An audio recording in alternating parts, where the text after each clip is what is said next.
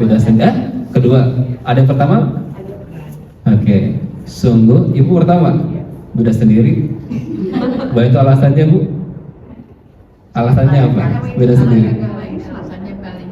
Kenapa? Agama itu ya cuma agama Islam. Agama Islam. Oke. Coba ini istilahnya tuh sihir kata nih bu. Terhipnotis ibu tuh dengan kata-kata. Gini bu, sungguh agama yang benar adalah Islam. Selain Islam berarti salah. Dengan argumen pertama, betul? Argumen kedua, sungguh agama yang paling benar adalah Islam. Islam paling benar, yang lainnya benar. Islam paling benar. Apakah seperti itu? Baru terkecoh nih. Betul? Jadi yang mana nih? Yang pertama. Yakin tuh. Ini kalau yang kedua, masih yang benar tuh yang tadi itu. Ya, terkecoh kan? Paling benar tuh Islam. Tunggu dulu. Berarti yang ini benar dong. Kita paling benar. Enggak gitu konsepnya. Islam itu benar, selainnya tidak salah. Itulah hukum dinukum ini harus kuat. Maka nggak ada kata toleran dalam keyakinan. Ketika beda dalam keyakinan, udah lu be gue, ya kan? Ujungnya beda, neraka dan bukan ngancam ini, tapi ada konsekuensi, ya kan? Tentunya Allah ngasih peringatan ini kan sudah ada rambu-rambu sebelumnya, kan nggak mungkin aku takutin sebab ada peringatan, betul nggak? Peringatannya apa? Rasul datangkan, gitu kan ya? Alam raya dinampakkan, semua itu peringatannya sudah ada, tapi masih ada aja yang ngeyel dan kebanyakan yang ngeyel. Oke, nah jelas ya bu ya. Jadi ketika bicara perbedaan dalam wilayah ruang pertama ini akidah, maka kita pegang apa? Lakum dinukum waliyadin.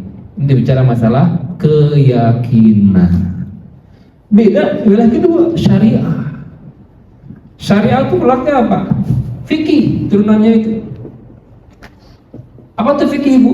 Al-fikhu huwa al-fahmu, pemahaman, pendapat. Ya. Nah, nanti itu pas masuk Ramadan. Beda nggak? Beda nggak pas Ramadan? Beda-beda kan ya? Pertama apa? Masalah imsak. Udah mulai ribut gitu kan ya. Ini yang benar yang mana sih? Gitu kan ya. Masalah taraweh 11 dengan 23. Ayo, mau lagi. Penentuan awal Ramadan aja udah beda. Gitu kan ya. Yang satu tanggal sekian barunya, setelah lagi tanggal sekian. Tapi kan sama ya. Sama apa? Sama-sama tanggal 1 Ramadan kan. Hanya beda mulai. Oke. Nanti akan ibu temukan perbedaan ini. Sholat pun saya yakin beda semuanya nih. Ya, saya yakin ini Majelis Taklim As-Sakinah sholatnya beda-beda. Betul nggak? Coba takbir bareng-bareng. 1, 2, 3. Allahu Akbar. Takbir ibu, jangan diam. Coba 1, 2, 3 takbir. Allah. Mana gerakan tangannya bu? Coba takbir. Allah. Tuh kan beda-beda. Ya. Ada yang di sini, ada yang di sini, ada yang di sini. Ya, kerasa nggak tuh? Ya kan? Beda-beda tuh. Nggak nyadar kan? Oke. Tahiyat sama atau beda? Beda. Coba angkat tangan yang tadi awal tahiyatnya apa? At-tahiyatu. Siapa di sini? Ibu, coba lagi. Yang pas tasyahud, asyhadu an la ilaha illallah. Ada? Ada juga kan? Beda juga tuh. Ayo, pas mau sujud, lutut dulu atau tangan dulu? No, beda-beda kan? Nah, itu beda-beda tuh. Ini wilayah fikih namanya.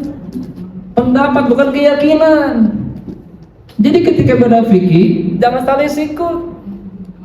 Ramadan itu fikih juga tuh awal Ramadan, kan ya? Nah, yang pasti apa? Ada kesamaan. Kesamaannya itu yang kita lihat, ya, bukan perbedaannya. Nah, coba awal Ramadan beda kan? Saya nggak tahu nih. Kalau nggak salah Muhammadiyah sudah keluar tanggal tuh. Ya, tanggal berapa? 18, ya kan? Kalau nggak salah, karena ikut kalender global, gitu kan ya. Pemerintah di kalender tanggal berapa bu kalender? 19. Ada yang salah 20 tuh. Ya, yang pasti kesamaannya apa? Sama-sama menentukan satu Ramadan, ya. Dan pastinya bu, ketika nanti Ramadan selesai, gitu kan ya, ujungnya patokannya minimal 29, maksimal 30, itu saja.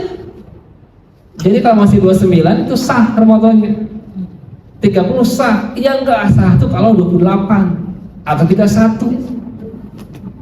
Dalam kalender Hijriah tidak ada bulan itu 28 dan enggak ada 31, hanya 29 atau 30, itu yang Rasul isyaratkan.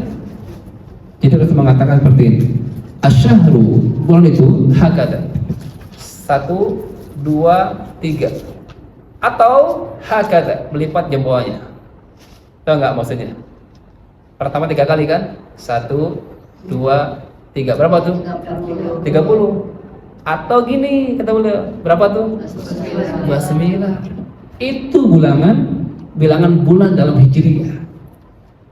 Ya, itu ya patokannya. Jadi kalau misalkan ibu mulai pakai hitungan Muhammadiyah, dengannya di awal udah hidup pakai Muhammadiyah, jangan sampai pelin-pelan. Ya, awalnya ikut pemerintah, ujungnya ikut lebarannya. Saya waktu 28 hitungannya gitu. Kenapa 29 atau 30? Itu aja. Jelas ya? Jadi itu minimal 29, maksimal 30. Nah itu. Baik, itu tentang awal Ramadan. Tarawih. Ini mana yang benar, Bu? Ya? Oh, ya, Pak. Tes.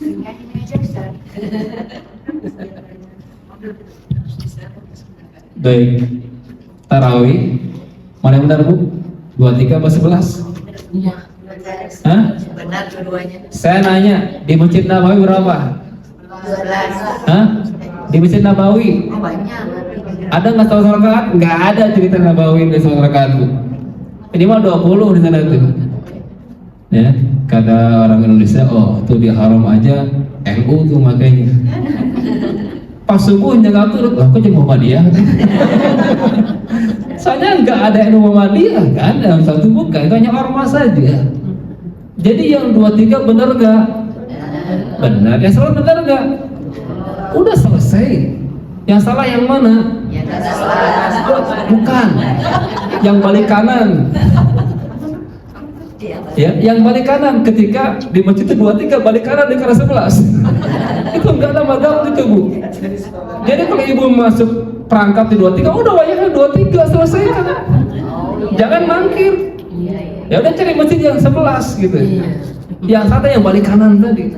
Karena enggak ada pahala semalam suntuk gitu. Kau udah tahu masjid 23 kan? Ya udah ikuti 23, enggak salah kok. Tapi kalau yang 11, cari yang 11. Jangan sampai yang di masjid 23 balik kanan 11. Gak boleh seperti itu gitu kan ya. Baik, ada seakan 2 imam. Nah ini kurang bagus juga nih. Ambil salah satunya aja, kok benar kok dua-duanya. Ada ya, ada kan yang 2 imam kan. Ada supir 1, 11, ganti supir kedua gitu kan ya. Nggak usah, ambil salah satunya aja kok. Insya Allah benar dua-duanya. Ya, Ustaz, saya mah di rumah aja, kata ibu-ibu. Silakan. Perempuan abdu'anya di rumah, gitu kan ya. Nggak ke masjid karena nggak ada mahram, misalnya nggak masalah, gitu kan ya. Silahkan. Secara umumnya, Bu, mohon maaf. Apakah Rasulullah tarawihnya tiap malam di masjid? Apakah Rasul mencontohkan seperti itu? Jadi kita lakukan adalah contohnya nggak sebulan itu? Nggak ada contohnya, Bu. Bid'ah nggak? Nah, loh. Rasul itu, Bu, nyontohin hanya 3 atau 4 malam. Ya, itu contoh Rasulullah. Apakah kalau nggak dicontohin nggak lakukan? Enggak juga kan? Boleh nggak sebulan penuh kita taruh di masjid? Nggak apa-apa. Itu saja Umar. Jadi ketika itu Umar, di masa Umar, kok jadi banyak ramai di masjid itu kan ya? Awalnya kan satu imam tuh 4 malam dan sebagainya. Di malam ke-5, ke-6 itu masing-masing gitu kan. Di zaman Umar tuh disatukan satu imam lagi. Karena dulu pun pernah Rasulullah mengimam tarawih dalam satu imam walaupun hanya 4 hari. Nah itu dalilnya dibolehkan. Rakaatnya silakan, ya kan ya, minimal 2, maksimalnya nggak ada batasannya tuh. Ya, mau 10, mau 8 tambah 3, mau 20 tambah 3, silahkan, gitu kan ya. Bahkan yang saya di haram itu sampai 40 rakaat juga. Jadi 43 rakaat. Ada yang seperti itu, ya. Nah, jadi ini perbedaan yang masih ada titik temunya. Kunut, beda kan? Ada kunut di sini? Ada. Ada yang nggak kunut di sini? Ada. Yang kunut benar nggak? Yang nggak kunut benar nggak? Ya, benar kan? Yang salah yang mana? Yang sholat. Bukan. Yang salah itu ketika imamnya tidak kunut, dia kunut sendiri. Jadi mohon maaf ya, patokannya adalah imam. Ya, ibu pahamnya kunut, imam waktu itu nggak kunut, jangan kunut sendiri. Karena dalam teori jamaah, ju'ilal imam liyu'tamma bihi. Imam itu diikuti. Kalau kunut ya kunut, kalau enggak ya udah enggak. Ya, itu dicontohkan oleh ulama Nusantara kita, Buya Hamka dan Kiai Hasyim Asy'ari. Itu kan frontal ya, 2 madzhab berbeda, kan ya. Buya Hamka dengan Muhammadiyahnya tanpa kunutnya, Kiai Hasyim Asy'ari dengan NU-nya yang kunutnya tulen, gitu kan ya. Itu pernah satu kapal ketika berangkat haji. Ya, giliran mereka jadi imam, tahu nggak Bu? Pas Buya Hamka jadi imam, mendadak subuh saat itu beliau kunut menghormati pendapat temannya. Beliau kunut. Sebenarnya pas giliran Kiai Hasyim Asy'ari jadi imam, mendadak beliau nggak kunut menghormati Buya Hamka sebagai makmumnya. Allahu Akbar. Toleran. Nah kita ini siapa Bu? Ya, maka jangan merasa paling benar. Udah, sikapnya apa? Toleran saja. Tahiyat tadi kan, mana sih yang benar? Yang di awal apa tasyahud? Ya, mana yang benar Bu? Dua aja benar kan? Karena apa? Ada kesamaannya. Apa kesamaannya Bu? Hah? Apa kesamaannya? Sama-sama telunjuk. Yang satu kalau tahiyat itu pakai jempol. At-tahiyah itu namanya orang Sunda nunjukin jalan, takadinya itu yang baru bid'ah. Selagi telunjuk hanya beda mulai saja kan, udah toleran saja. Nah ini saya coba itu tuh merajut yang terpisah. Karena kan terkotak-kotakan hanya gara-gara beda paham. Bukan keyakinan loh, kita bicara apa? Pemahaman, pendapat. Ini fikih sholat. Ustaz kenapa sih beda-beda? Itulah yang namanya respon. Rasul mengatakan, "Shallu kama ra'aitumuni usolli." Salatlah kalian sebagaimana aku salat. Rasul salat nih. Yang lihat siapa Bu? Sahabat. Berapa banyak sahabat Bu? Ribuan. Kira-kira respon sahabat sama atau beda? Hah? Beda. Saya sendirian nih. Ibu kan banyak kan? Ibu lihat saya pasti beda kan? Atau sama semuanya? Beda. Pasti beda-beda tuh. Ada yang bilang ganteng dikit. Beda-beda kan ya? Ada yang bilang gak ganteng, ada juga gitu kan ya? Kan beda angle kan? Beda sudut. Itulah respon namanya. Jadi para sahabat itu ketika lihat Rasul sholat itu beda-beda. Yang dari kanan, yang dari kiri, dari belakang, dari depan, itu kan beda-beda persepsinya. Jadi wajar ketika ada perbedaan. Kenapa? Itu respon para sahabat ketika lihat Rasulullah. Yang respon pasti berbeda. Tiap mata itu bisa berbeda. Tadi tuh pas ruku, pas mau sujud, tangan lutut dulu. Mana yang benar? Tangan dulu atau kan lutut dulu? Tangan dulu kalau sakit lutut. Tangan dulu kalau sakit lutut. Tergantung kondisi kan ya. Yang sudah ada perkapuran apa dulu tuh? Tangan dulu kan baru lututnya. Yang masih kuat lutut dulu baru tangan kan? Yang salah tuh kalau kepala duluan tersungkur semuanya. Jadi emang ada dalilnya Bu.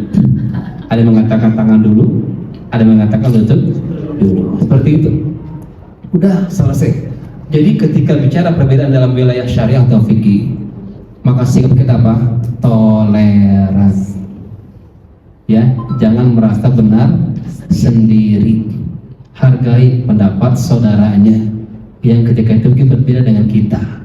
Tapi lihat titik persamaannya. Selagi masih ada persamaannya, ya bergandengan tangan.